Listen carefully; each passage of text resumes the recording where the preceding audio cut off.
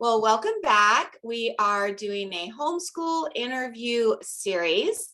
Whether this is your first one or your fifth one, we're just happy that you're here. You obviously have some curiosity about the homeschooling world and life. And today I am so excited to introduce you to Marissa Benavidez, who is a homeschooling mom of two, I believe, but we'll let her go into that. Hello, Marissa. Welcome. I'm so glad you're here. How are you today? Good, good. Thank you for having me. Oh, so happy you're here. Thank you for your time as well. So let's start with just learning a little bit about you. Give us a little bit of your life, your history, your background. We are located in Southern California. We have two kids. Our oldest just graduated high school, public school. Our youngest is 11, and I have been homeschooling him this will be our fourth year. That's really it. So what I actually love that you just said, and this hasn't even come up in the series yet, you have a child that's going to the brick and mortar kind of public school, and you're also homeschooling. This is a hybrid that I am hearing more and more and more about, and it's exactly what we did as well, because I think everybody needs to hear that homeschooling really depends on the individual child. It depends on the grade or the year that you're looking to homeschool.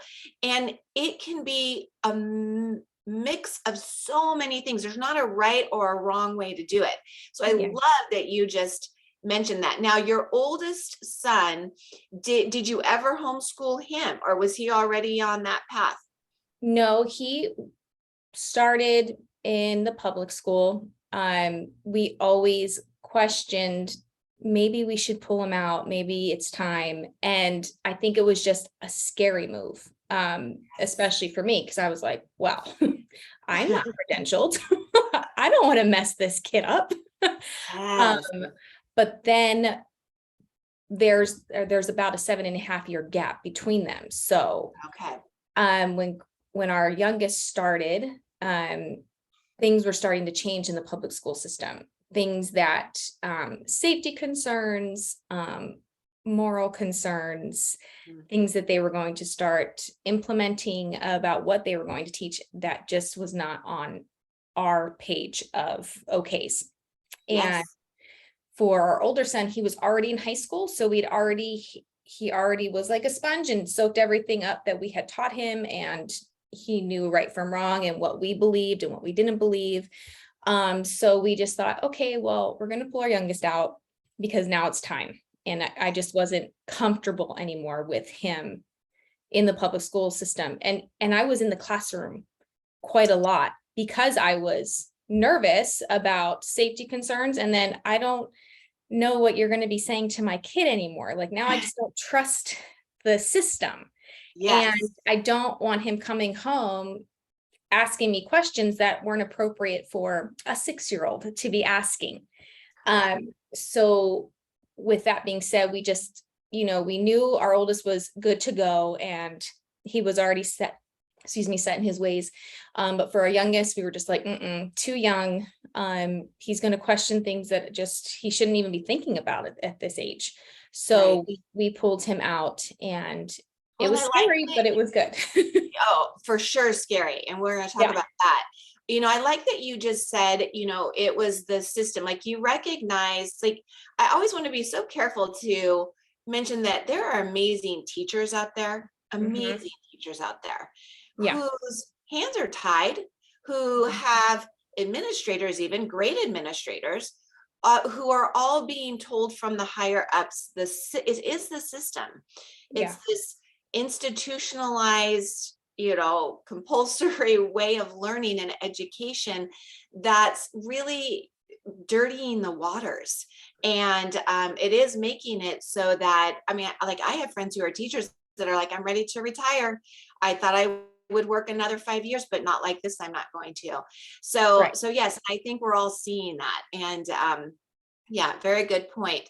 And so, yes, you said a couple things. So you said, I didn't want to mess up my kid. I'm not credentialed. I was really scared. I Mhm. love that you're so vulnerable and honest in sharing that, Marissa, because I think anybody new to homeschooling, if you Yeah. care, if you Right. care about your child's future, you're going to feel those feelings Yeah. because it matters to you, because your child matters to you. I teach writing and I get emails from parents who actually feel guilty that they can't fill that. They're like, I don't feel like I'm a good enough teacher for writing. And I always come back and say, can I just say you're actually one of those great moms who's not trying to be superwoman, that you have to do everything. I mean, resource, right? And we're going to be talking about that today, the planning, the must-haves, some of the out of the box teaching Mhm. that you learn. But I just want to thank you for being so honest about that. So that first year, was it scary?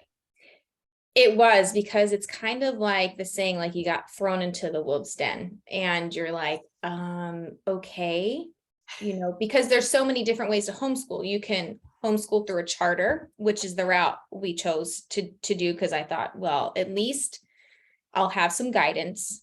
I'll Yes. have, your teacher to help guide me and say, not a good idea, ma'am. Yeah.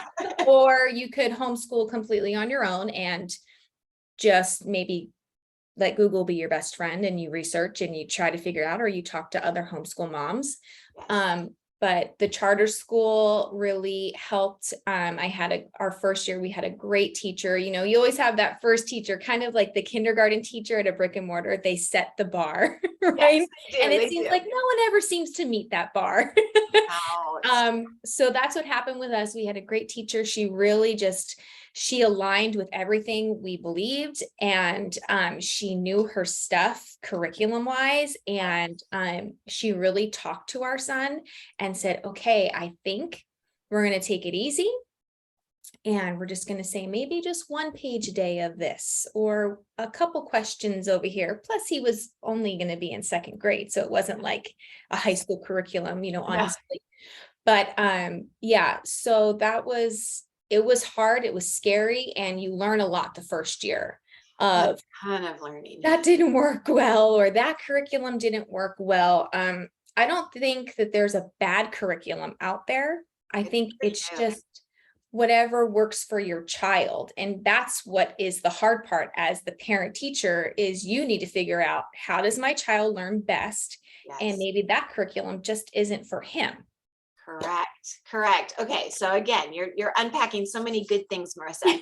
So I love that in California, we're very fortunate as a state, as far as we have so many charter schools. Mhm. So if you're listening and you're in another state and you're like, what are you talking about? You joined a charter school. What does that mean? So in the state of California, charter schools are public schools. Mhm. They are public schools, but they support families that want to homeschool by providing a credentialed teacher to meet with you monthly, to, like Marissa was saying, review what you've done, what needs to be done according to standards. So you don't have as much freedom, but you sure have a whole lot more freedom than you would in, a campus type brick and Right. mortar traditional classroom Right. setting of 36 kids or something like Yeah. that.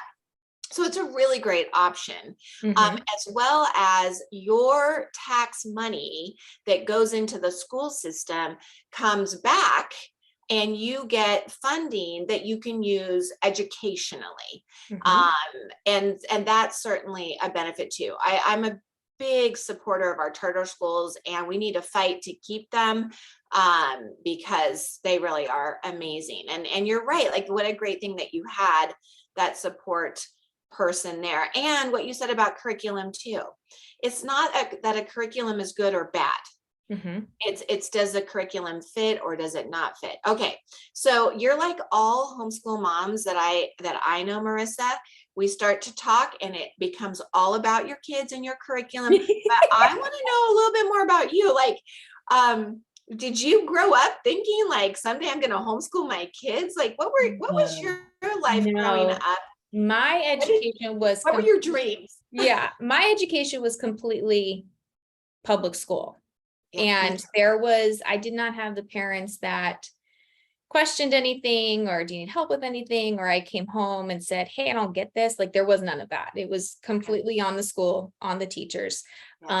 They just made sure I was getting good grades, and if I didn't, there was a punishment. You know what I mean? Like, that was it. So with that being said, with my two boys, we just decided as parents, no, we are going to be involved, over the top, maybe too much. I'm going to get on your nerves. I'm going to go through your backpack. I'm going to go through your binder, and I'm going to sign up for everything that the school wants to send me. And I'm going to be at the parent meetings. So I love it. You know, because just, there was, I don't know if it was the generation or I was just afraid to say, hey, you know, I'd rather not be embarrassed in class and say, hey, I don't get it. And I certainly can go home and say that. So with our boys, I just wanted to make sure they knew, hey, it's okay to not understand something. There's so many resources to figure it out if I cannot. So let's be open and on the same page with everything. And as far as me, there's plenty of time for me time. You have to make that time, you know, to exercise, to sit down and read, to just go outside and have a cup of coffee by yourself. And hopefully not always just reading curriculum or reading a homeschool book. Hopefully reading for pleasure. And No, I got sucked into the book club book. Oh, good. It was a great book. He was like, Mom, I need to read my chapters. I'm like, please hold. I'm not there yet. I want to join you in that. So funny. It was a good book. Yeah. So yeah, I definitely, you know, we like to hike. I love cooking. So you just find the time. You do. And I think that is something that homeschooling parents new to it are afraid, like, well, if I become a homeschool parent, there goes my life. Like, nothing about me anymore.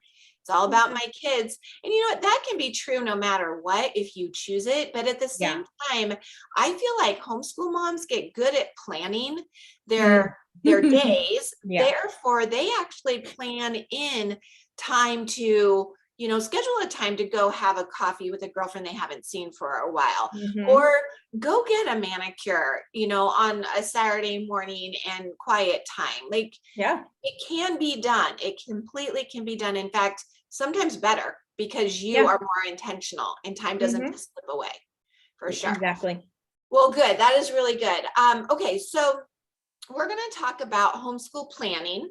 The things that maybe you think new homeschooling moms really should have, and any out of the box things that you have learned along the way.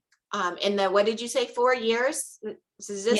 We've been homeschooling for 4 years. So planning in the very beginning was very like, I thought I had to be like a credential teacher. Like, okay, I got the teacher planner, I ordered it, here it is, I put it in, and I followed the curriculum to the T. You know, lesson 1 has to be done by this date on this day, and by the end of the semester you should have all of this done. And I was having him do every question, and it was a lot, and I was overwhelming myself and Tim. So now planning is a week in advance, and depending on the subject, like for math, we'll just do a week, because if he doesn't understand something, how can I plan for a month or even the full semester or year? Now with our writing class, we have a full month of planning. It's done for us, which is lovely. But yeah, it just depends on the subject. Most of the time I just plan a week for math. Language arts can usually go a little bit further, but I'm not as serious as I was, or crazy about needing to have it planned out. You know, are we hitting our goals? Are you understanding what I'm teaching you? Are you retaining it? Great, then we can move on. Oh, so good. Okay. I love this because, so having worked in a classroom, I had different administrators, and some required a semester overview of what we were going to be covering, which was always nice because that was a little looser.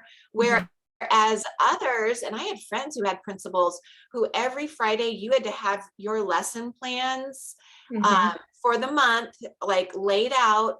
And it's why classroom teachers, I feel, and they're, you know, they're kind of between a rock and a hard place.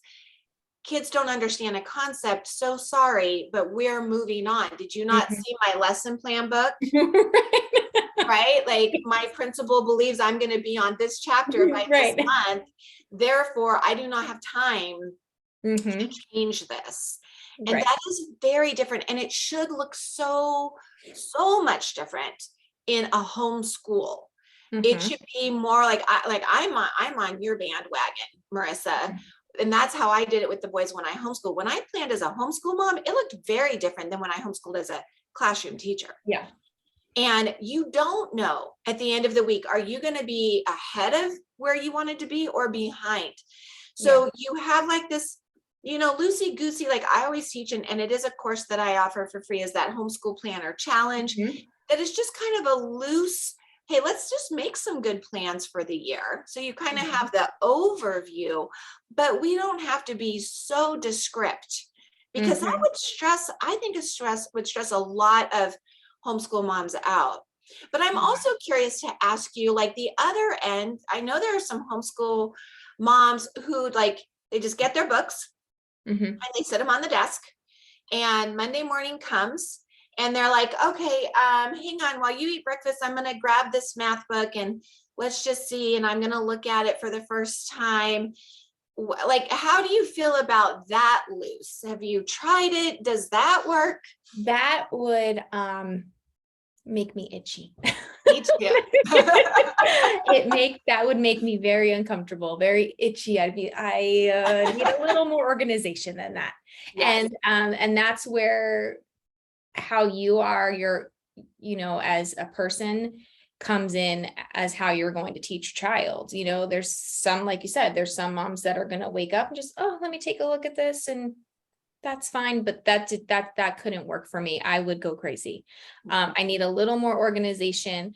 Usually it was Sundays where I'd sit down and have all of the curriculum out and go, okay, this is where we left off, and this is what I think we can cover this coming week. Yes.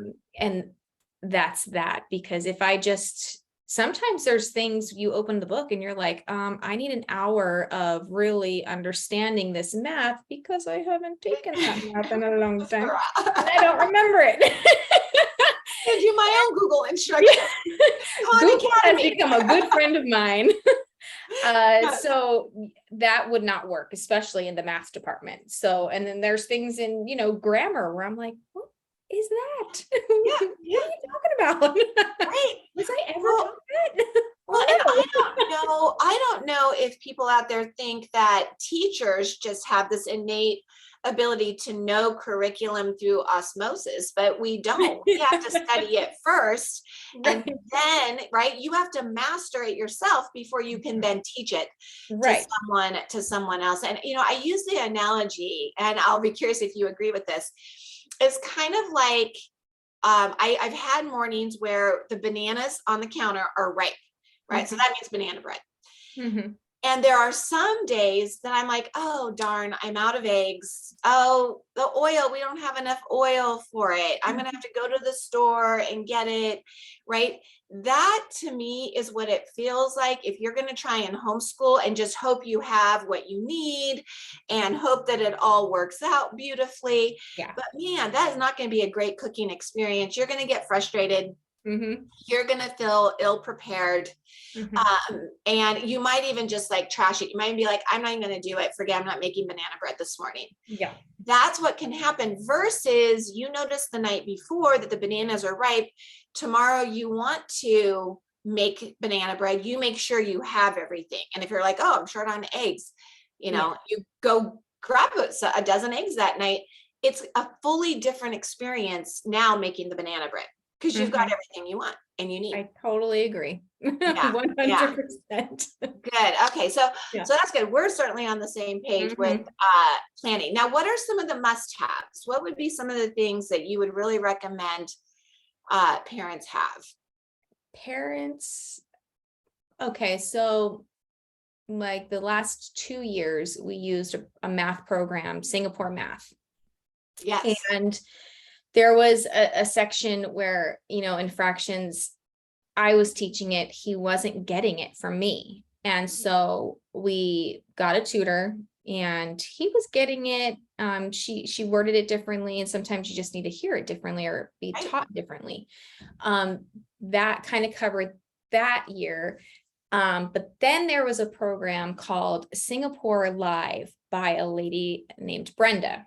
Now she was, I think she contracts with Singapore, like she is certified in their teaching, how they teach it. Yeah, because it is a little different. Yes. It is a little different. So what she does is she makes videos for each lesson, for the student to log in, and she walks through the problems. So what we did was we supplemented, and if we came across a lesson where he wasn't understanding it, or maybe I wasn't, and I felt like, oh, I'm not teaching this correctly and he's not grasping it, let's see what Miss Brenda has to say. And we log in, and there's companies like that. This year we're going to go with Saxon Math, and there's a lady called Nicole the Math Lady. So it's the same thing. So she has her own little company, and she goes through lessons and teaches kids that way. And then you can also, maybe if you have a question, you can submit it to her and she can explain it to you maybe a different way than mom or dad can. Oh, good. So I think those are great things to look for, because sometimes you just, and then the kids get to a point where you need them to be a little more independent. Okay, go ahead and log into Miss Brenda or Miss Nicole and see if you can figure it out. And sometimes they do, and you're like, oh, okay, great, let's move on. So Okay, those so are some of the things. So two things you just said there that I think homeschooling families sometimes see as a weakness. And I'm so glad you brought it up, because I think it's a strength of yours, Marissa. When you can say, hey, I'm going to resource out. You got a tutor. You found videos with people who have already taught this a million times. You don't need to recreate the wheel. But there are some homeschool moms. I will never forget. I had done a post in a group. I won't say the name of the group. It was a Facebook group, though, of a lot of homeschoolers. And I said, hey, new semester is starting. If you would like any help teaching writing, I can do that for you. I've been doing it for decades now. I can save you so much time, energy, effort. Like, let me help you. And a mom responded back and said, I have been in homeschooling for 25 years and I'm proud to say I have never outsourced anything. I don't think you're truly homeschooling unless you can teach all the things. And, everybody's allowed their opinion, of course. And I don't even remember what I said, something like, that's impressive. Good for you. For me, I'm not going to try and teach my child how to play guitar. I'm going to go get a guitar teacher. No, ma'am. Right? And I think about that in life. I'm not going to put new tires on my car. I'm going to go to a professional. Right? Like, I think we're teaching our children, hey, when you want to do something really well, go to somebody who does that really well. Yeah. And there's nothing shameful or wrong about your must-have being the ability to say, I need help when you need help, or you're overwhelmed, or, we talked about it in the one when you're homeschooling multiples. That's too much for you. At some point, you're going to need to bring in, the special forces, whether that's your husband who can maybe take over science, or right, like be creative, creative. But that's how we came. Alone. That's how we came across you. We just, I was so nervous about writing. Our older son, it was his, so smart, but when it came to writing, he was like, no, don't do it. I don't like it. I don't get it. And it wasn't until last year, his 12th grade year, did he have his first great teacher who understood him, who got him how he learned, and hands down covered so many years that he just went, what? I don't get it. And she's like, you're like my sons. I get you. I'm going to teach you the way I taught them. But yeah, you have to, I was nervous about the writing, and I had tried other curriculum, and that just it wasn't fitting with him. It wasn't meshing well. I tried, the circles with the lines out and who, what, where, and why. And I thought that's the basics, right, of writing. That wasn't working. And so we just kept searching, and you came up on our vendor list, and I reached out, and then I was like, okay. And then our teacher last year, she couldn't wait for our meetings to read what he wrote for his essays for the month. It'd be the first thing she turned to. She'd be like, oh, I'm so excited, she raves about it, because she knows as a teacher what you give, what you offer. And it has taken a load off of the parent. You are still, as a parent, I'm still helping him write and do that, but you have to be able to say, hey, I that's not my expertise, and I'm not going to pretend like I can. And I have no shame in saying I need help, and so we're gonna outsource that one. So yeah, and thank you so much for saying so many sweet things. And I believe we're going into our third year writing together, and I just get so excited to hang out with your kiddo. He's dynamite. He has such great personality, and he's so fun.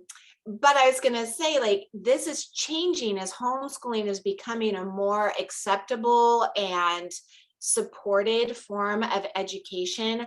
More resources are coming out, and people are getting more creative. And I think it's releasing some stress and allowing you to do some of the other things that you really want to do with your kids, and that you're not feeling as much. And I would say that is kind of out of the box teaching, when it's not the typical, and I'm so curious, in your first year, I have to ask this question. In your first year of homeschooling, I don't know if you did what I did you imagine, like, you had to get him to sit in his desk, start at 8 o'clock in the morning, right? And then we're going to break for our recess, just like we were in school. Did you first start that? And do you still do it that way? I did first start doing that. It was like, you have to be up by this time. You have to sit at we went and bought a desk, a big boy, adult desk, per se. And, we got the blackboard, the erase board, all the things. And I was like, I'm a teacher. That's right. So I'm going to do it. And that didn't work. It was too much. We pulled him out for a reason. It was to have the opportunity to, if he understood things well, we could advance further and faster instead of waiting for the other kids who couldn't. Or if he wasn't understanding, we didn't have to move forward, and we didn't have to follow a schedule. And so the first year, for sure, I did that. And the second year I was like, no. I have to remember why I'm doing this. I'm doing this for his benefit and for my benefit and for the overall. And we just changed it. And every year we change it a little bit more, We did too. We would always, one year was always a little different than the next year. But I will tell you, it was more fun for the boys when, like, learning happened all throughout our house. Like, sometimes we might be doing something in the kitchen, especially if it was like a science minded thing. Other times we would be reading on the couch in the living room, when it was like a shared reading experience. We had a school office space in the spare bedroom turned into schoolroom. Sometimes they would be in their own bedrooms. Sometimes we'd be outside learning, just because it was such a gorgeous day. Right. And I think when we go into homeschooling look, the goal here, of course, is education, but it's also instilling a love for learning. And a love for learning doesn't come from sitting in the same seat for 6 hours a day doing worksheets. Nobody's going to love learning. Okay, maybe there's the outliers that are like, I love doing that. Okay. Hello to the two of you. Most of us, the love of learning is being able to be curious, to explore, to be wherever we want to be, learning that new thing. Field trips, lots of field trips. As a school teacher, we got one field trip a semester. When we Yeah. homeschooled, it was one field trip at least a month. Then COVID hit, but I think we're getting back to field trips. I hope we're getting back to field trips. Are you going to do any field trips this next year? Are you already thinking of some? Yeah, the charter school actually offers quite a bit all over Southern California. So that's nice. And then you can, as you know, a homeschool mom, you can just do whatever you want. Right. You go can whatever museum you want. But you know, the nice thing about a charter is you can use your school funds to pay for that. So awesome. So it is nice. Yeah. Fun. Do you have any what come to mind as some of your most favorites? Do any from the past? Well, we were in our first year, the year before COVID hit. Okay. So we just wanted to that's true. Yeah. Get into the swing of things. So we just did our normal hikes and go up to the mountains or go down to the beach, things like that. Then COVID hit and everything was just virtual or canceled or whatnot. And it seemed like last year they started it, but then you'd get the cancellation notice like, oh, there was an uptick in cases. So we're hoping this year, now that everything is really settled, we can really take advantage of.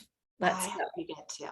I hope you get to, because they really are so fun. And like, I'll run across pictures. Like we did a kayaking tour down in San Diego, which was amazing because it just took us through the harbor and showed us all kinds of fascinating whale watching. Like there's some, and again, this is that out of the box teaching. Your kids are going to remember so much more if you're studying ocean life. And then you move in, like Marissa's saying, you don't even need a field trip to be organized. You could take a day and go to the beach and find tide pools and then look in the tide pools and bring a science journal. We would do this and then sketch what you see and just sit there. And it's just such fun stuff. So many things that make it a million times better than just classroom learning. So good. So good. So what does a typical school day look like for you? I would love to kind of know, and I know no two are probably the same, but in general, how do you run yours? We usually we get him up by a certain time, shower and breakfast. That way you feel good, your belly's full, and you're ready for whatever we're going to start. And that's really it. I take it by the minute. If we usually start with math because it's the longest in the subject area for him. And if after that, if it's taken an hour, let's take a break. Let's take, a break and go get a snack or go outside and ride your scooter for a little bit. And then we'll come back in and get the rest done. But if he's like, no, mom, let's just knock it all out. Like, right. Okay. It's up to you. If that's what you want to do. That's great. Yes. And again, them having a say, I love that. Having a say in their own learning, that's going to build love of learning. Yeah, for sure. Because you don't want them to hate it. And you want them to use their voice and say, I need a break, or, and when you look at your kid and you can see they need a break, give them that break. You don't have to follow that schedule, and they'll learn so much better. And I realized that, the first couple years I was like, we'd be stuck on a problem and I would sit there until he could get it. And instead last year I was like, let's walk away from it. Let's move on. And then 15 minutes later, we come back and all of a sudden he got it. Yes. He just, you get caught up in your own brain and you just need to walk away, as with any situation sometimes in life. But it's kind of by the minute, but definitely up by a certain time, you're showered, not sitting around in pajamas. And even for me, I was doing that. I was like, well, we're homeschooling. We're in my pajamas all day. But then, it doesn't really, sometimes it works for some people. It doesn't work for other people. I realized, no, I need to get dressed. I need to put a little makeup on and be ready for the day. Yeah, and I'm with you too. We were very much routine. There was morning routine. There were some chores to get done before we got started. So yeah, we might not have gotten started till 9 or 10. And it Mhm. was never a set time. And I love that you mentioned that too. It is Yeah. kind of a by the minute sort of thing. And you share about how it helps them become more independent Mhm. and more responsible for self. Mhm. Um, I read an article about it was a college professor who had said, I love getting college students that were homeschooled. And they were asking, really, why is that? And you might think, well, because they're, more knowledgeable, or, they're just better students or something like that. And he said, no, it's because they always raise their hand to answer the questions, because they're used to in home, what's the answer here? They're the only ones. They're the only ones. And so there's just that level of responsibility, and they know they're going to be held accountable Mhm. for understanding, and they're not going to slip through the crack. So Yeah. therefore they're more confident, and they're going to be like, oh, I'll give that a shot.